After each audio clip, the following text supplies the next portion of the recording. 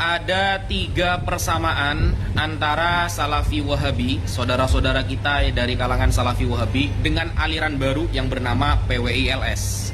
3 persamaannya. Yang pertama, suka membongkar-bongkar kuburan orang lain. Dulu ketika Raja Saud bersekongkol dengan Muhammad bin Abdul Wahab sebagai pendiri Wahabi Salafi, mereka tidak segan-segan meratakan, menghancurkan makam-makam para sahabat, para ahlul bait dan lain sebagainya.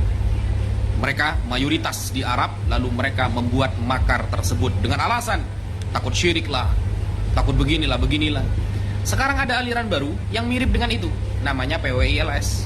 Mereka suka bongkar-bongkar kuburan dengan alasan kuburannya palsu lah, ini adalah tanah orang lain lah, dan lain sebagainya, dengan berbagai alasan. 1 kesamaannya. 2, kesamaan yang kedua, suka membubarkan pengajian. Kalau Anda tanya kepada alumni Sayyid Muhammad bin Alwi al-Maliki, Anda bertanya kepada alumni Sayyid Zain bin Smith di daerah Madinah, bagaimana sikap Wahabi ketika mereka mayoritas di sebuah daerah tidak segan-segan membubarkan pengajian Ahlus Sunnah wal Jamaah. Lalu sekarang ada golongan namanya PWLS yang suka membubarkan pengajian ulama-ulama Ahlus Sunnah wal Jamaah. Bedanya, Wahabi berani kalau mayoritas. Kalau PWLS meskipun minoritas mereka berani. Kenapa berani? Backingannya kuat. Yang ketiga, persamaan Salafi Wahabi dengan Wahabi PWILS. Yang nomor 3 adalah mereka suka mengaku-ngaku bahwa mereka adalah keturunan Al-Syekh. Al-Syekh itu artinya keluarga seorang guru besar. Dan mereka memposisikan dirinya itu seperti ulama, dan mengatakan bahwa ulama tidak maksum, ulama tidak terjaga dari dosa, sehingga pendapat mereka juga bisa digunakan sebagai dalil. Tidak jarang ketika Imam Ibnu Taimiyah Al-Harrani sebagian pendapatnya diambil tapi sebagian ditolak, karena mereka mengatakan ulama pun tidak maksum, saya tidak maksum, apa bedanya saya dengan beliau. Tapi PWILS juga lebih parah ternyata dengan hal tersebut. Apa yang lebih parah? Mereka melarang orang lain mengaku keturunan Nabi, tetapi di ceramah mereka mengaku Al-Hasani, Al-Husaini, Al-Idrisi dan lain sebagainya.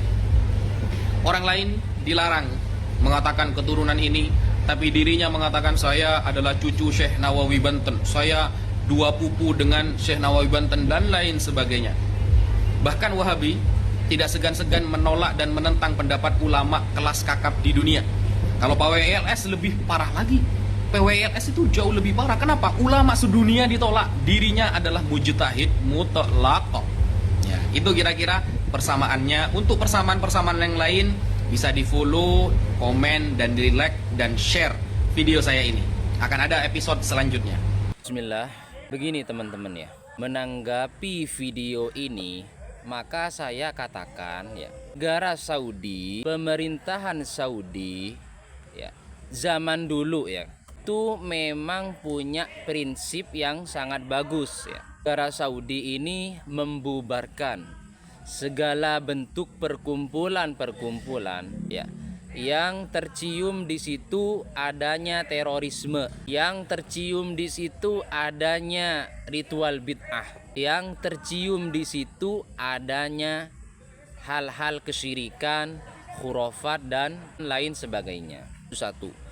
Kemudian yang kedua, ya, perkara yang telah dilakukan oleh teman-teman PW mengenai pembongkaran kuburan yang terindikasi palsu ini sudah sesuai dengan apa yang telah disampaikan oleh sahabat Ali ya, radhiyallahu anhu ya, yang mana beliau mengatakan alla tad'a timthalan illa tamastah wala qabron musrifan la sawaita.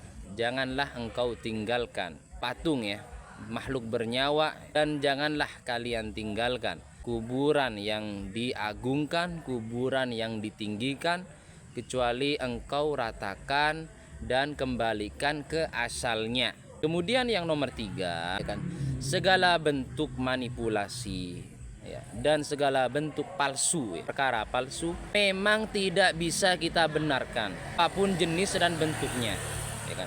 Segala bentuk kepalsuan dan manipulasi itu tidak bisa dibenarkan ya kan. Wallahu a'lam.